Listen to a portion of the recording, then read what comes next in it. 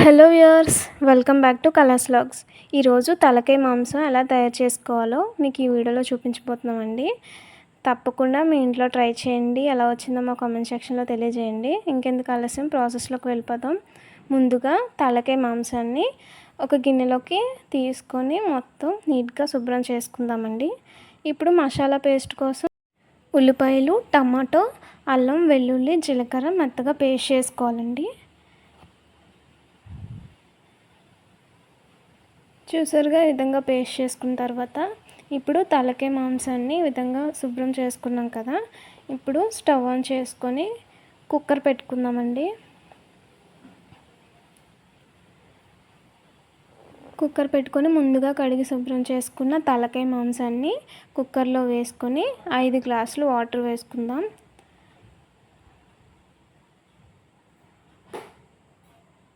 వాటర్ని వేసుకున్న తర్వాత 1/2 టీ స్పూన్ పసుపు వేసుకొని కుక్కర్ మూత పెట్టేసుకొని విజిల్ పెట్టేసుకొని ఒక 4 లేదా 5 విజిల్స్ వచ్చేంత వరకు బాగా ఉడకనివ్వాలండి.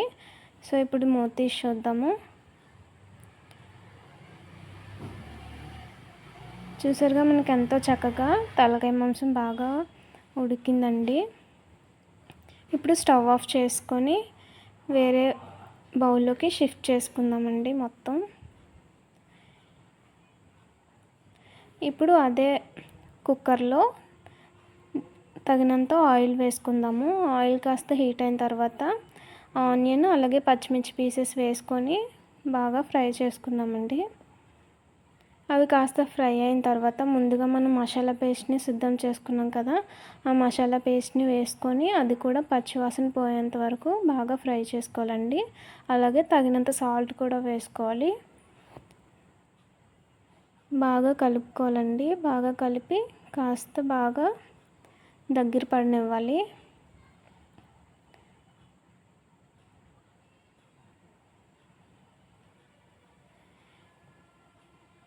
సో ఇప్పుడు చూసారుగా మనకి మసాలా పేస్ట్ బాగా ఉడికిందండి. ఇప్పుడు తగినంత కారం వేసుకోవాలి. అలాగే 1/2 టీ స్పూన్ పసుపు, అలాగే 1/2 టీ స్పూన్ ధనియాల పొడి, 1/2 టీ స్పూన్ జీలకర్ర పొడి, 1/2 టీ స్పూన్ మటన్ మసాలా వేసుకోవాలండి. ఆ తర్వాత అల్లం వెల్లుల్లి పేస్ట్ కూడా వేసుకోవాలి. ఒక 2 టేబుల్ స్పూన్ వరకు వేసుకుంటే సరిపోతుంది. వేసుకొని బాగా మిక్స్ చేసుకోవాలండి. ఇప్పుడు మూత పెట్టి కాస్త దగ్గర పడేంత వరకు వెయిట్ చేద్దామండి. ఒకసారి మూత తీసి చూద్దాము. చక్కగా చూసారుగా ఎంతో కలర్ఫుల్గా మనకి మసాలా మొత్తం పట్టింది కదండి. ఇప్పుడు మనం ముందుగా ప్రీ బాయిల్ చేసుకున్నాం కదా తలకాయ మాంసాన్ని, ఇప్పుడు ఈ మసాలా పేస్ట్లోకి షిఫ్ట్ చేసుకుందామండి. వేసేసుకొని బాగా కలిపేసుకుందాం. బాగా కలిపిన తర్వాత మూత పెట్టేసుకుందామండి. ఇప్పుడు ఒకసారి మూత తీసి చూద్దాము. ఇప్పుడు చక్కగా మసాలా మొత్తం తలకాయ మాంసానికి బాగా పట్టింది కదండి.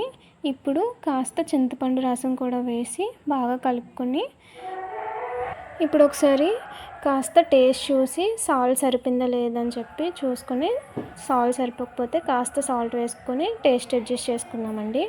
తర్వాత మూత పెట్టేసుకొని ఉడికేంత వరకు వెయిట్ చేద్దాం. ఇప్పుడు చూసారుగా ఒకసారి మూత తీసి చూద్దామండి. మనకు చక్కగా తలకాయ మాంసం బాగా ఉడికిందండి.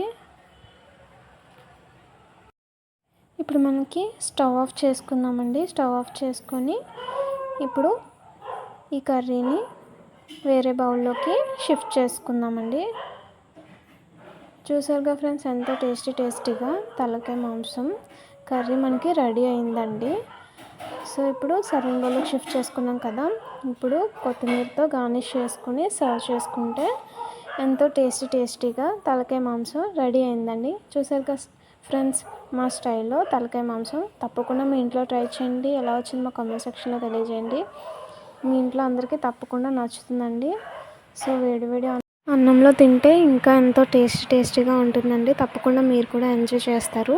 మా వీడియో మీకు నచ్చినట్లయితే లైక్ చేయండి, షేర్ చేయండి, అలాగే మా ఛానల్ని సబ్స్క్రైబ్ చేసుకోవడం మర్చిపోకండి. Thank you friends. Thank you for watching.